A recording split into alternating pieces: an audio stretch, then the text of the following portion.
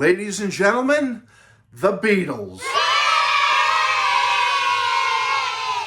Hey everybody, it's Matthew Street. Welcome to my channel. As always, I appreciate you being here. And folks, the Beatles, man, we love talking about them. I certainly do. And folks, I have something brand new that I'm going to review for you and show you. And if you're interested in it, well, it's one of those fan club only releases, so I really can't tell you exactly where I got it because I don't want to get anyone in trouble. But if you go to your basic search engine, it's what I did, and put in the title of this artifact, it will pop up different locations where you can try to get it. Okay, so that's all I'm going to say about it. So don't beg me and ask me, Matt, where exactly did you get it? Because I've tried to do that before and it's caused me a lot of problems. Okay, so I don't want to get anyone in trouble or myself in trouble. Anyway, folks, the Beatles. Now, we're getting word that later this year, Anthology is coming. Now, I know, many of you are like, boo, boo on Anthology. Where's Rubber Soul? Where's Help? Beatles for Sale, Hard Day's Night with the Beatles. Even Please, Please Me, I'll take before I take Anthology. We want Rubber Soul, especially since it's been 3 years almost since we got Revolver in the Super Deluxe set. I get it. They should keep the album series going, and hopefully they will, and we'll get Rubber Soul very soon. But in the interim, we got the Red and the Blue a couple of years ago. Last year, we got the U.S. albums box set with the reissued mono U.S. albums collection. That was nice. I get it, but we want the regular albums. Keep the series going.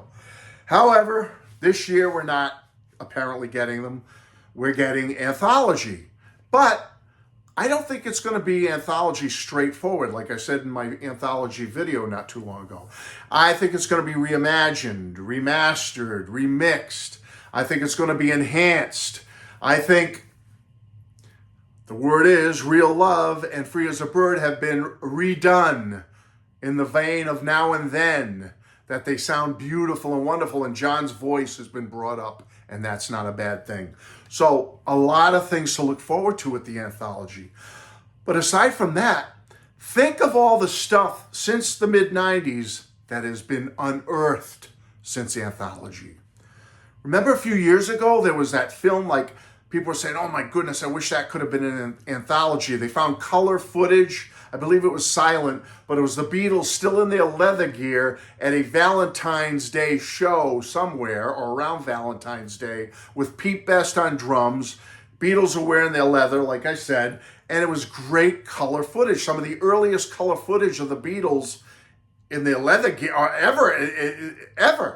And it was fantastic. And that didn't make Anthology because it had not been discovered yet. So here we are, 60 years plus since the Beatles first came on the scene. We're like 55 years since they broke up, and we're still getting word of new things being unearthed, being found in an attic somewhere or whatever. It's amazing that we're still getting new material. So I'm looking forward to Anthology redone later this year, if only for the fact that we might get new things might be added to it. And I have one of those things today, folks, that has recently been unearthed over the last year or two. And I finally was able to get a fan club only issue of it. Hence why I don't want to say where exactly I got it, because I don't want to get anyone in trouble. Just like I said, put in your local search engine, you'll find it. Folks, it's from the year 1963. Now, 1963 was a big, big year for the Beatles. They're conquering the UK that year. They're conquering Europe that year. 1963, they're just on the brink, right on the cusp of being a global phenomenon. 63 was one of their most intense years ever, folks. The touring they did was unbelievable. Ballrooms, hitting almost every ballroom in the UK, every theater. They're on package tours. They're doing their residency at the Cavern up until August that year. The Beatlemania, the rise of Beatlemania is just starting to bubble and percolate. Okay, that's coming up. With that brought the chaos and the near riots and the screaming fans. They're doing tons of TV appearances on Ready, Steady, Go, Thank You Lucky Stars. And their live performances were second to none during 1963. They were tight as a drum musically. Some of their 63 performances are some of their best live performances ever, folks, as a band. They're energetic. The charisma, the charm that the Beatles exude out to the crowd and to the audience, it just flows. Their sense of humor, they're just an amazing live band during 1963. They're playing the rock and roll covers. They're playing their originals, the originals they had up until that point. And in some cases, during the summer of 63, members of the audience did recordings, home recordings of the Beatles live. Now that's like everybody with their iPhone, with a show is taping. But back then we didn't have iPhones. So they would have their little Grundig, or whatever you call it, tape recorder, or whatever they had, a Panasonic, I don't know, with a little mic, tape it to a stick, and they would record the Beatles live.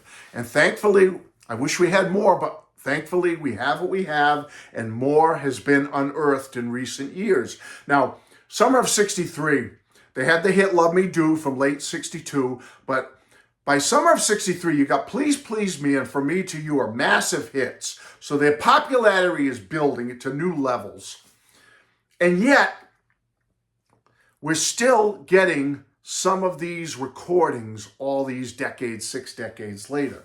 And the one I want to talk about today that I just got, and it has blown me away, and I'm sure you've heard of it because it's been on YouTube and stuff, but it's Bournemouth, the Beatles. Bournemouth, 1963. And here it is. And I'll be showing some pictures too.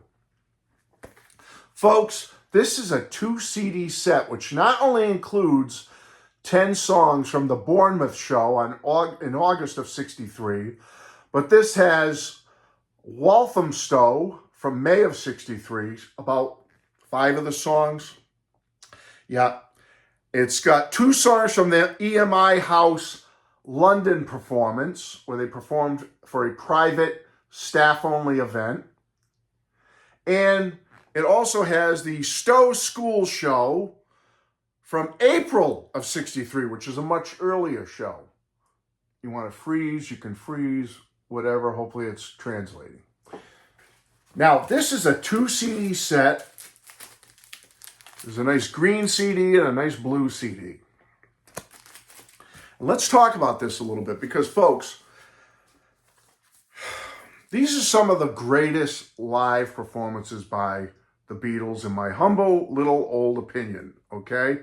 Now, disc 1, as I said, I don't know if I gave the specifics. I told you all the contents. But disc 1 has the Bournemouth concert, 10 tracks.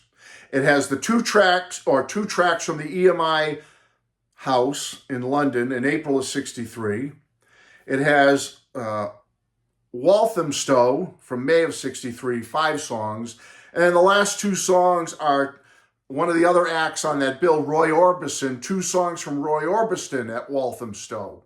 And then the entire disc 2 is 22 tracks from the Stowe School show from April of 63.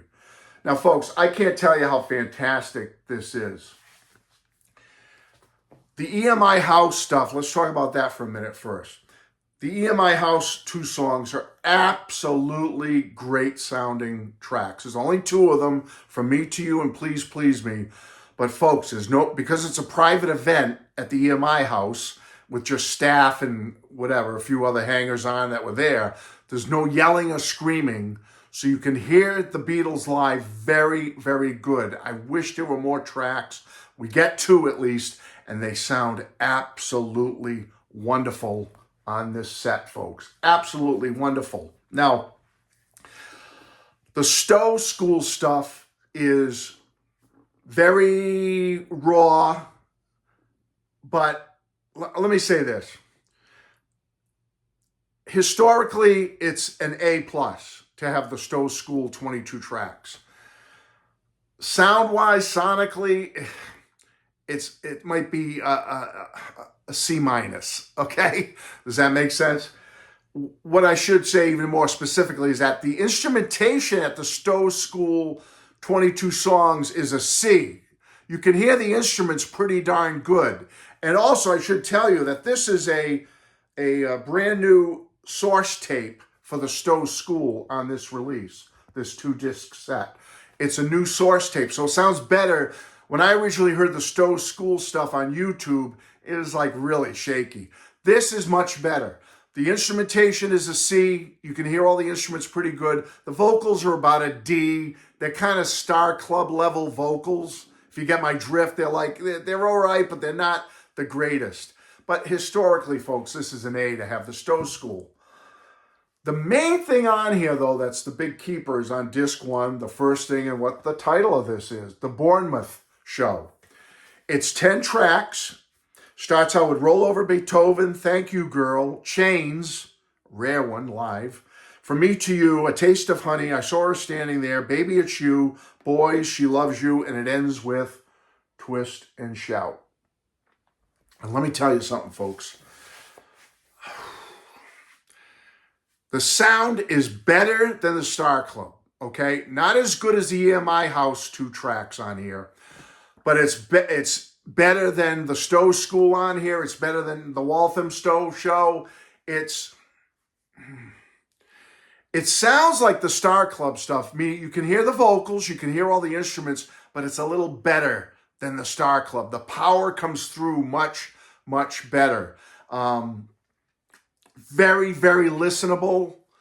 They scream at the Beatles at the Bournemouth tracks, but it's mainly between the songs. You might hear a little chatter. It's an audience recording, so you hear some people chattering, but the screaming, drowning out the Beatles is not there. It's not bad at all. Between songs, yes, they do yell and scream, but during the songs, you can hear the Beatles clearly. The yelling is not overbearing. You can definitely hear the Beatles. And let me tell you what you hear when you hear the Beatles. She Loves You. Let me just say that for this show at Bournemouth. It had recently been recorded. So for all these fans in the audience at the Bournemouth show, this was like a new track to them. They had never heard it before. Can you imagine going to a Beatles concert and hearing their brand new single? We just recorded it, but it's not quite out yet. Can you imagine? I mean, it had to be unbelievable to hear She Loves You in its infancy when it hadn't even been released yet. And it rocks. The whole 10 tracks of Bournemouth rock, folks. They just, the power, the sheer power, the raw energy, the exciting vibe that you get from the Beatles is palpable. It's there. Even though it's sonically not as crystal clear as a digital live recording today, you listen to this track, turn up the volume a little bit, and you'll go, listen to this album, you'll be blown away by the sheer magic of the Beatles live during '63. They are unstoppable. They are unbeatable, folks. I can't even imagine being at one of these shows and being like in the front row and hearing this power coming towards you from those 4 instruments and vocals and not being moved by it. It doesn't have to be something wrong with you. So, folks, I just want to say this. You get a beautiful booklet with it, okay? CD1 goes here, and then it gives you a whole dissertation about 1963, what was happening with the Beatles. You can't read it all. I'm going to hold it up, but it's going to be hard for you. All I can tell you is, folks, go to your search engine and look for this, The Beatles, Bournemouth, 1963 2-CD set, and pick it up, folks. It's a fan club only issue, but you'll be able to find it. I promise you'll be able to find it. Here's all the tracks again. You want to freeze and check them out. But what really made me feel great about this is just, it really restored my faith in the Beatles as a live band. To hear them during this period is just so impressive and so moving to me that I said, I got to show this to everybody and just tell them how much I love it, because it made my day when I heard this. When I got this and I put it on, I cranked up the volume. It's great. Now, I know I'm raving over the 10 tracks of the Bournemouth show, but let me tell you, everything else on here will move you. Even the Stowe stuff, which isn't the greatest quality, it's not as good quality as the Bournemouth tracks, but even the Stowe School is very listenable, folks. The instrumentation is there. You can hear it great. The vocals are a little muted, but you can pick them up. You really listen. If you're there to listen, you will hear the vocals pretty good. All right? I just want to tell you, folks, that it's so wonderful to me that after all these years, 60 years, 6 decades, over 6 decades, we can still be receiving new Beatles material that we had never heard before.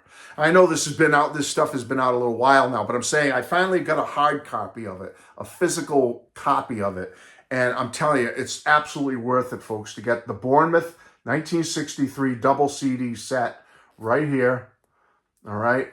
And I can tell you, the label's called, it looks like the old Swinging Pig logo on the little logo, but it's called the quality of, Trademark of Quality, TMOQ Gazette, Trademark of Quality Gazette.